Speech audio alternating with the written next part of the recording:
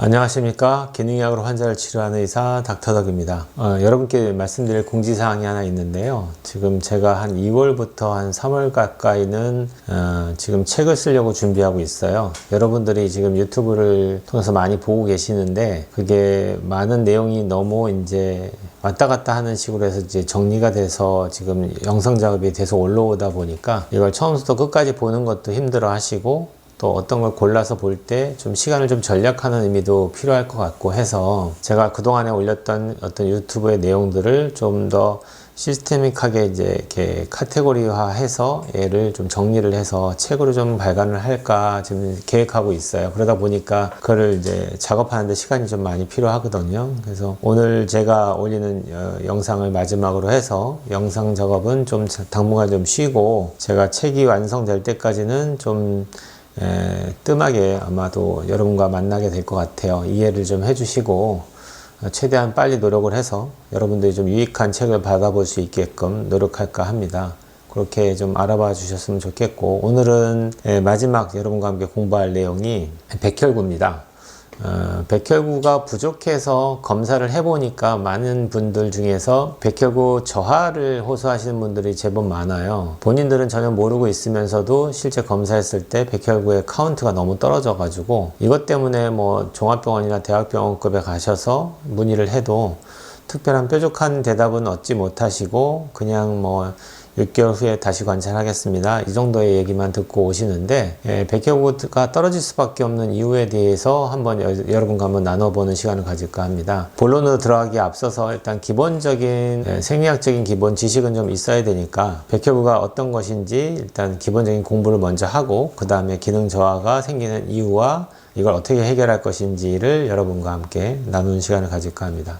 우선 백혈구 하면은 뭐 여러분이 제일 먼저 떠오르는 거라면은 면역세포 또는 이제 우리 몸에서 우리 몸을 보호해주는 중요한 일을 하는 세포 이렇게 이해할 것 같아요. 백혈구 중에는 여러 가지 종류가 있고 각 종류별로의 어떤 포션이 달라요. 그 포션이라는 게 뭐냐면은 이제 전체 백혈구의 카운트를 만약에 만이라고 치면은 그 만 개의 백혈구 중에서 호중구가 차지하는 비중이 있고 림프구가 차지하는 비중이 있고 호염기구, 호상구 각각의 세포의 이름별로 차지하는 포션이 다릅니다. 그래서 일단 그걸 먼저 좀 이해를 좀 하시는 게 좋을 것 같아서 말씀드리면은 전체적인 카운트는 적게는 5,000부터 위로 많게는 10,000 정도까지를 정성 범위로 봅니다. 정성 범위로 이해한다면은 평균적으로 한 5,000 이상은 돼야지 건강한 백혈구 숫자를 갖고 있습니다. 이렇게 얘기할 것 같은데요. 일부 나오는 어떤 자료에 의하면은 뭐 4,500까지도 정상으로 보는 경우도 있어요. 근데 기본적으로 기능학자가 바라볼 때는 한 5,000 이상이 적당하게 있다고 보는 거고요. 4,000 이하로 떨어지는 경우를 백혈구의 카운트가 부족하다 이렇게 우리가 보통 판독을 내리게 됩니다. 백혈구 중에서는 제일 흔하게 많은 포션을 차지하고 있는 게 호중구라고 하거든요. 뉴트로필이라고 얘기하는데 호중구가 차지하는 비중이 50에서 한 70% 정도 차지하게 돼요. 그래서 50에서 70% 정도면은 과반수 이상을 차지하잖아요. 거기다가 그 다음으로 많은 포션은 림프구입니다. 림프구가 25에서 35% 정도 잡습니다. 그래서 비율적으로 본다면은 호중구와 림프구의 비율이 대략적으로 한 2대1 정도의 포션을 갖고 있는 게 스탠다드하게 그래도 정상적인 포션을 갖고 있다 이렇게 비율을 들고요. 지금 말씀드린 호중구와 림프구를 제외하면은 프로테이지가 이제 얼마 안 남았죠. 이제 그걸 나눠서 이제 갖는 건데 호산구라고 이야기하는 에오즈노필 카운트가 있는데 이 호산구는 1에서 3% 정도가 지금 노멀 베리에이션으로 보는데 제가 임상적으로 볼 때는 2% 미만 정도 차지하는 것 같아요. 그래서 여러분들이 CBC라고 하는 Complete Blood Count라고 하는 검사를 하게 되면은 여기에는 적혈구부터 시작해서 백혈구의 모든 포션들이 다 나옵니다. 그래서 그 간단한 몇천 원짜리 검사로도 혈구에 대한 분석은 가능합니다. 여러분들이 이제 어느 병원을 가셔서 CBC 검사를 받으시면은 거기에 다 나오니까 스스로가 이제 이걸 보는 눈을 키우시면 되겠죠. 그래서 호산구를 말씀드렸고 호염기구 같은 경우에는 0.4에서 1% 정도 잡는데 대략적으로 0.5 또는 1%가 안 된다는 것만 이해하시면 돼요. 그래서 그 정도의 포션을 차지하고 있다 이렇게 이해하시면 되고, 그 다음에는 단핵구인데요. 모노사이트가 보통 4에서 6% 정도 잡습니다. 그래서 한 8% 이하로 갖고 있는 경우라면 큰 문제가 없는데, 네, 어떤 분들은 이 단핵구라고 하는 모노사이트가 10%가 넘어가는 분들이 있어요. 이 단핵구가 넘어가는 첫 번째 이유는 탐식세포를 만들어서 보낼 때 단핵구로 보내거든요. 그러다 보니까 골수에서 그 많은 부분에 단핵구를 만들었으니까 혈중의 포션이 10%가 넘어가겠죠. 그러면 얘네들은 혈구를 돌아다니면서 어떤 일을 하는 게 아니고 얘가 조직 내로 갑니다. 조직 내에 가서 그게 조직 안으로 들어가서 마크로파지라고 하는 탐식세포로 바뀌어요. 그럼 마크로파지가 하는 일이 뭐냐? 외부에서 들어오는 균을 잡아먹거나 이렇게 이제 우리 몸의 면역 기능을 하는데 필요한 세포로 바뀌는 거예요. 또는 손상받은 세포를 탐식해서 먹어버리거나 이런 일을 하게 되는데, 결국에는 감염된 세포라든지 또는 세균들을 잡아먹을 때 필요한 것들이다 보니까 어딘가에 지금 어디가 무너진 거예요. 배리어가 무너져가지고 피부 쪽이든지 장 쪽이든지 어디든지 무너져가지고 이거를 치료할 목적의 세포가 필요할 때 단핵구가 올라가는 거예요. 그래서 여러분들이 만약에 혈액 검사를 했더니 단핵구가 10%가 넘는다. 그럼 내가 지금 어딘가에 탐식세포가 많이 필요하구나 이렇게 이해하시면 되겠죠. 그러니까 전체적인 피지올로지를 말씀드렸는데, 애들과 어린이 또 달라요.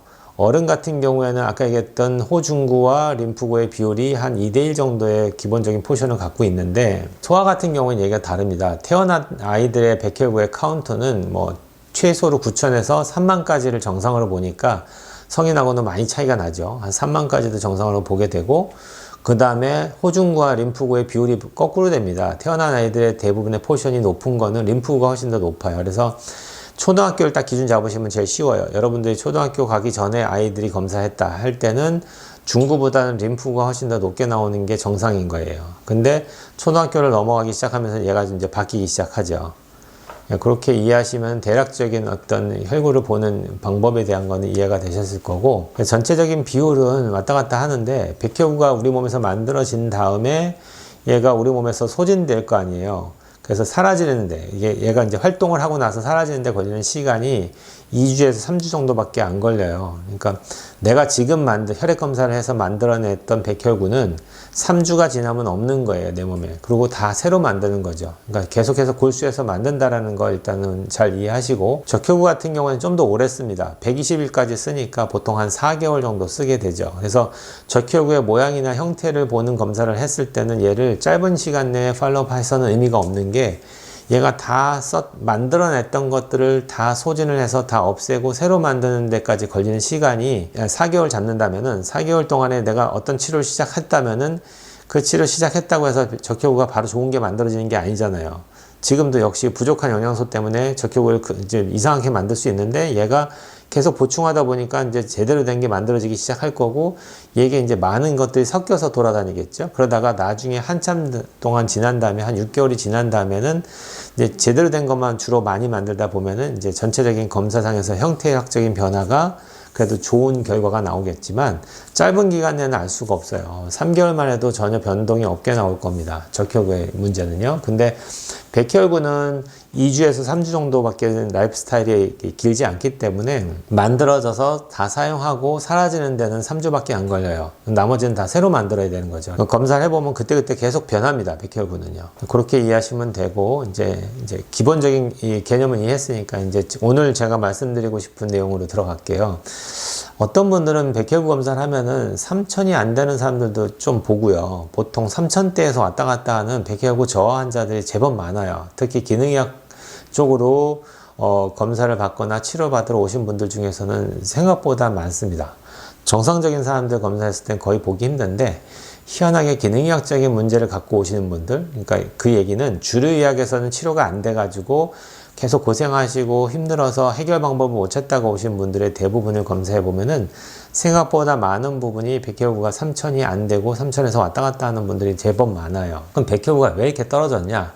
이제 이 얘기를 하고 싶은 건데, 이제 좀 더 여러분들의 사고 입장에서 좀 더 이제 쉽게 설명을 하자면은, 백혈구는 골수에서 만들잖아요. 두 가지로 이해한다면은, 만드는 쪽의 문제인지 또는 얘를 많이 쓰는 쪽의 문제인지를 생각해 본다면 어디가 더 확률이 높을까요? 당연하죠. 쓰는 쪽의 문제겠죠. 만드는 쪽의 골수 쪽의 문제라면 그건 뭐 백혈병에 해당되는 쪽에 해당이 될 거고, 그렇지 않고 그냥 만드는 쪽에는 큰 문제가 없다. 그래서 결국에는 백혈구를 만드는 영양소의 공급이 잘 되고 잘 이렇게 골수에서 펑셔널하게 기능적으로 잘 만들어낼 수만 있다면은 우리 혈액 속에 돌아다니는 백혈구의 양의 카운트는 적당하게 유지가 돼야 되는데, 문제는 밑 빠진 독일 경우에는 얘기가 다르죠. 어딘가에서 많이 쓰고 있는 거예요. 그런 경우에는 백혈구 카운트가 떨어질 수밖에 없겠죠. 그런 쪽으로 이해를 하신다면은, 일단 첫 번째로 제일 제가 먼저 잡는 것은, 우리 몸에서 백혈구가 심하게 싸우고 있는 곳이 어디냐라고 생각한다면은 답이 나올 건데, 제일 심하게 지금 현재 전쟁을 치르고 있는 곳이 어디냐? 그게 바로 장입니다. 장관 내에서 이루어지고 있는 모든 백혈구의 싸움이 전체 우리 몸을 컨트롤하는 백혈구 중에서 거의 한 60-70% 이상이 장에서 싸우고 있다고 저는 생각을 해요. 나머지 호흡기라든지 피부라든지 이런 데서도 외부에서 들어오는 균하고 싸움이 일어나고 있겠지만, 우리 몸에 있는 체세포보다 더 많은 세균이 장관 내에 있다 보니까 그 장관 내에서의 열심히 어떤 싸움이 일어날 거예요. 더군다나 장 누수가 있는 분, 리키거 신드롬이 있는 분들 같은 경우에는 더 심하겠죠.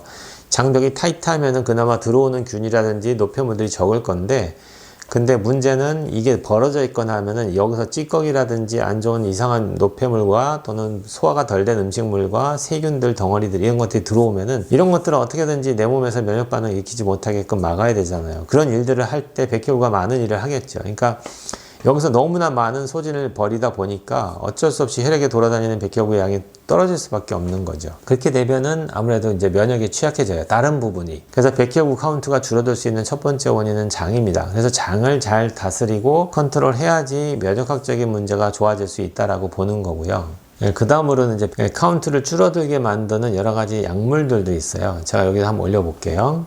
첫 번째는 눈에 띄는 게 안티바이오틱스라고 항생제잖아요.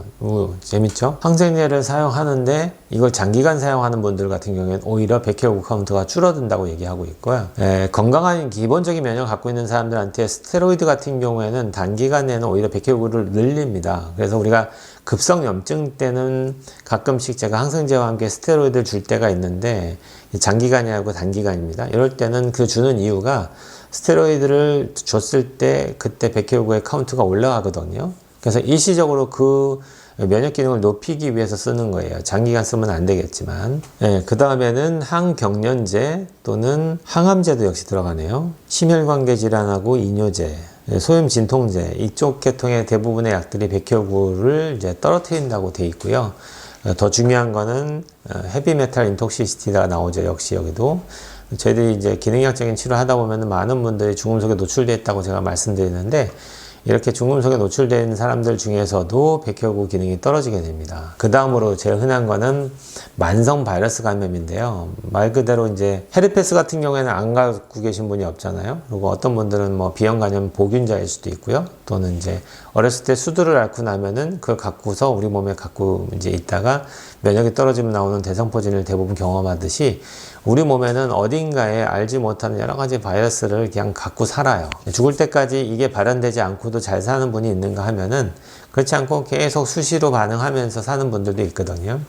그러니까 결국에는 갖고 있는 바이러스를 우리 기본적인 면역으로 억제를 해야 되니까, 오랜 기간 동안에 어떤 바이러스에 감염돼서 오랫동안 이제 이걸 억제를 하면서 사는 분들 중에서도 백혈구가 떨어진 분들이 제법 많습니다. 그렇게 이해하신다면은 그 바이러스를 죽일 방법은 없으니까, 결론적으로만 얘기하면 이제 백혈구 기능을 좋게 하고 면역 기능을 좋게 만들 수 있는 그런 보존적인 치료를 하는 수밖에 없을 것 같고요. 중금속을 빼는 거나 장 누수를 치료하는 거, 이 두 가지가 어떻게 보면은 기능의학적인 접근했을 때 가장 중요한 백혈구의 기능을 향상시키고 카운트를 올려주는 그런 좋은 방법이라고 생각이 듭니다. 그래서 혹시 여러분들 중에서도 검사만 하면 백혈구가 적게 나오신 분들이 있다면은 이 두 가지를 꼭 명심하시고 검사 후에 제대로 된 치료를 받으시는 걸 추천드릴 것 같습니다. 오늘 여기까지 공부하겠습니다. 온 국민이 건강해지는 그날까지 닥터덕은 여러분과 함께합니다.